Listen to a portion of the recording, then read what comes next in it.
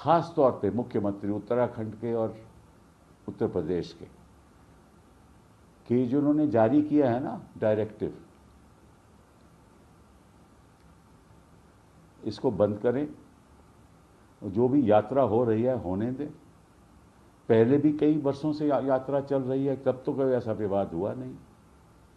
तो आज क्या दिक्कत है कि आप अपना नाम बताइए, और अगर ठेला लगा है तो वो भी अपना बताएगा नाम कि इसका ओनर कौन है। अरे सब जानते हैं, कोई भी यात्रा पर जाए सब जानते हैं कि किस जगह के मुझे खाना खाना है। आपको मालूम है कि विश्व में हिंदुस्तान ही एक ऐसा देश है जिसकी जो लेबर प्रोडक्टिविटी है वो लगभग कोई 150 देशों से नीचे है। और जो महिलाएं वर्क फोर्स में बांग्लादेश में ज्यादा है, बाकी देशों में ज्यादा है। और फिर विवाद होता है कि जीडीपी जी हमारा तो 6% है, हमारा 8% है, तुम्हारे वक्त ये नहीं था, हमारे वक्त ये है। अरे आंकड़ों से कुछ नहीं होगा, जाके जमीन पे देखो क्या हो रहा है। आंकड़ों से क्या होगा? आंकड़ों से फिर विवाद पैदा होगा। सत्ता पक्ष विपक्ष को बैठ के ये तय करना चाहिए कि किस तरह से हमारा देश आगे बढ़े। ये ऐसे कानून ला रहे हैं ये, और ऐसे ऐसे विवाद उठा रहे हैं ये, इनको लगता है कि इसके अलावा हमारे पास कोई और है नहीं। देखिए ऐसा है, इनकी चमक तो उतर चुकी है, वो जो शीन है ना वो खत्म हो चुकी है। ठीक है ना, भाषण बड़ा अच्छा देते हैं लेकिन काम करना नहीं आता, काम में कोई दिलचस्पी नहीं है। अपने प्रति दिलचस्पी है लेकिन देश के प्रति मुझे ऐसा लगता है कि इनका ध्यान उस तरफ जा ही नहीं।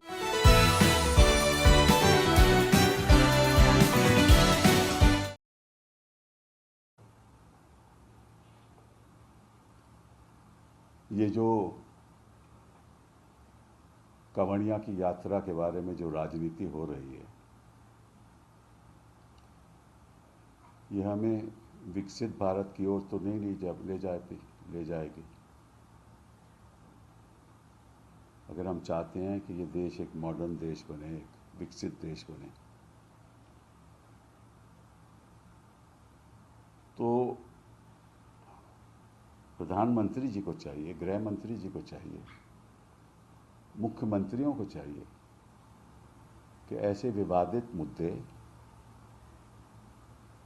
जिसका मकसद केवल राजनीति है नहीं उठाएं। ये टकराव की राजनीति, विवाद की राजनीति, जिससे कोई आम आदमी का लेना देना नहीं है, और इससे होगा क्या कि विवाद बढ़ेगा, लोगों की जिंदगी में संकट आएगा, व्यापारियों को नुकसान होगा, भाषणबाजी होगी, और इसका नतीजा क्या होगा? पार्लियामेंट में मुद्दे उठेंगे, जो देश के सामने जो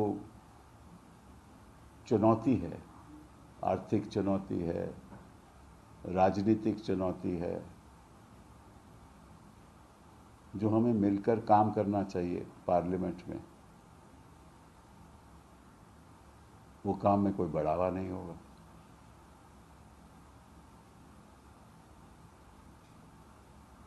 तो मुझे ये समझ नहीं आता कि हमारे जो देश में उच्च स्तर पे लोग जो बैठे हुए हैं वो इस बारे में क्यों नहीं सोचते। क्योंकि अब 3 चुनाव आने वाले हैं और इनको लगता है कि कुछ ना कुछ ऐसा करना पड़ेगा जिससे ऐसे इस किस्म के विवाद उठें और तनाव हो, और किसी एक दल को राजनीतिक फायदा हो और किसी को नुकसान हो।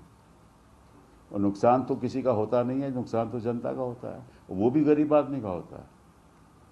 जो 2 पैसे कमाना चाहता है वो भी नहीं कमा पाएगा। जितनी भारी समस्या बेरोजगारी की आज देश के सामने है, उस पर ध्यान दीजिए। अभी हाल ही में 60,000 जॉब्स की उत्तर प्रदेश में निकली थी। उसमें से 47 लाख उम्मीदवारों ने एप्लीकेशन दी थी। 47 लाख उम्मीदवारों ने 60,000 जॉब्स के लिए। वो कोई बड़ी स्तर की जॉब नहीं है। 1.25 करोड़ उम्मीदवारों ने एप्लीकेशन दी रेलवे में नॉन टेक्निकल स्टाफ के लिए, जॉब्स के लिए। बिहार में प्रोटेस्ट हो रहे हैं कि बेरोजगारी है, उत्तर प्रदेश में हो रहे हैं कि बेरोजगारी है, हर जगह प्रोटेस्ट हो रहे हैं। और सरकार, मुझे तो ये समझ नहीं आती कि इन मामलों में सरकार आंख बंद किए हुए है और सुनने को तैयार नहीं।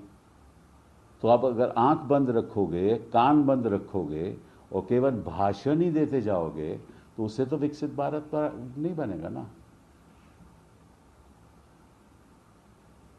और फिर वही जो बयानबाजी है वो आपके मीडिया चैनल चलाता है, वो भी नजरअंदाज कर देता है जो देश के सामने जो मुद्दे बैठे हुए हैं।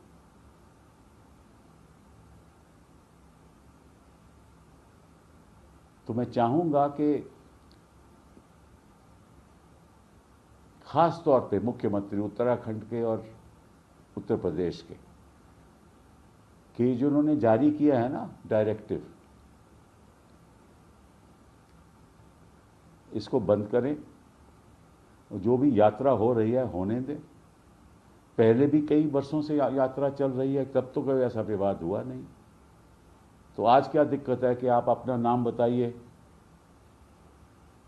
और अगर ठेला लगा है तो वो भी अपना बताएगा नाम कि इसका ओनर कौन है। अरे सब जानते हैं, कोई भी यात्रा पर जाए सब जानते हैं कि किस जगह के मुझे खाना खाना है, किस जगह नहीं खाना। खाने की राजनीति, पहनने की राजनीति, शादी करने की राजनीति, और मतलब कि कौन सी भाषा बोलते हो वो उसकी राजनीति, लिव इन कपल्स की राजनीति, रजिस्ट्रेशन ऑफ मैरिज की, मतलब कि क्या है।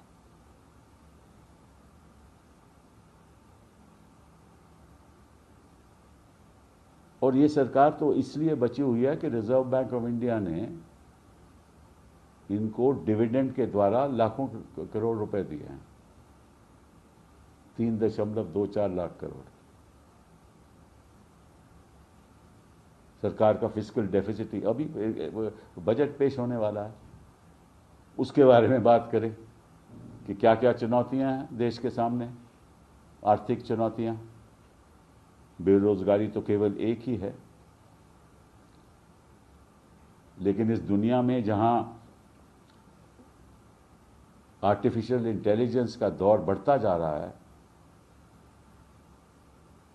वहां आप अपने बच्चों को इंटेलिजेंट बनाओ, उनको अच्छी शिक्षा दो, तभी विकसित भारत होगा। सड़क बनाने से बच्चा एम्पावर नहीं होता। कभी होता है बच्चा एम्पावर सड़क बनाने से? सड़क पे तो गाड़ी चलेगी ना, यही होगा ना। लेकिन गाड़ी चलाने के लिए किसी को पैसा कमाना पड़ेगा, और पैसा कमाने के लिए उसको अच्छी शिक्षा देनी पड़ेगी। शिक्षा नहीं दोगे तो गाड़ी नहीं खरीदोगे, गाड़ी नहीं खरीदोगे तो गाड़ी चलेगी ही नहीं। तो आप जितने मर्जी अपने बनाते जाओ सड़कें। और आज के दिन सबसे भारी जरूरत है बच्चों की शिक्षा की और स्वास्थ्य की, महिलाओं की, खासतौर पे महिलाओं को रोजगार की। तो आपको मालूम है कि विश्व में हिंदुस्तान ही एक ऐसा देश है जिसकी जो लेबर प्रोडक्टिविटी है वो लगभग कोई 150 देशों से नीचे है। और जो महिलाएं वर्क फोर्स में बांग्लादेश में ज्यादा है। बाकी देशों में ज़्यादा है। और फिर विवाद होता है कि जीडीपी जी हमारा तो 6% है, हमारा 8% है, तुम्हारे वक्त ये नहीं था, हमारे वक्त ये है। अरे आंकड़ों से कुछ नहीं होगा, जाके ज़मीन पे देखो क्या हो रहा है। आंकड़ों से क्या होगा? आंकड़ों से फिर विवाद पैदा होगा। सत्ता पक्ष विपक्ष को बैठ के ये तय करना चाहिए कि किस तरह से हमारा देश आगे बढ़े।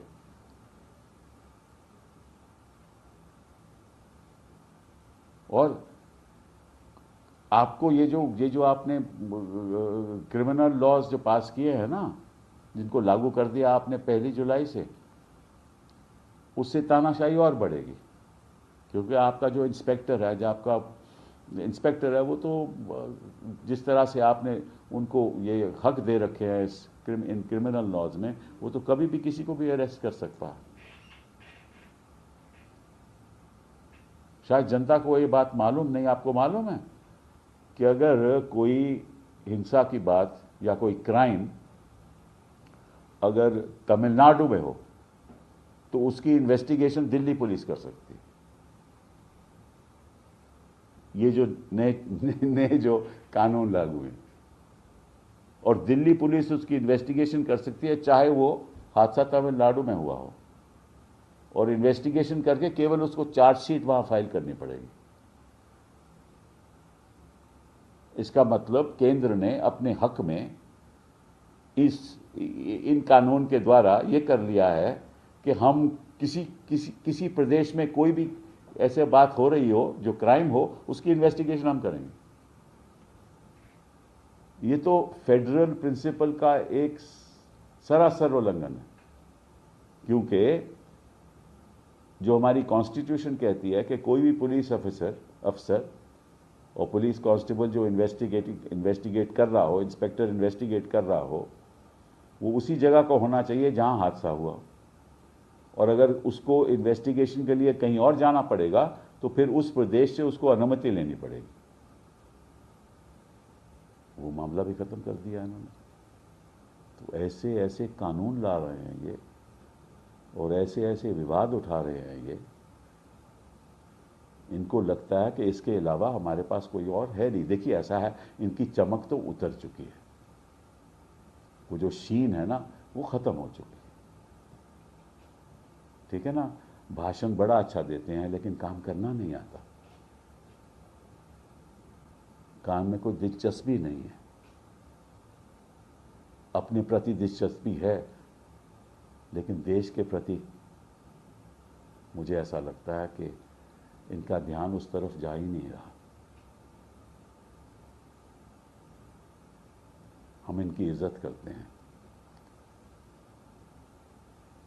और हम जिस पद पे ये लोग बैठे हुए हैं उसकी भी इज्जत करते हैं। लेकिन अगर आम आदमी ने ये ठान लिया कि आप उसके लिए कुछ नहीं कर पाओगे तो देश संकट में आ जाएगा।